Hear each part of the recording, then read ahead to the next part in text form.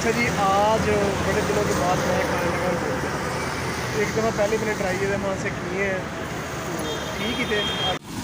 अच्छा जी, ये आगे हैं गोलगप्पे, लेकिन हमने अभी 1 दर्जन ही लिए हैं बस।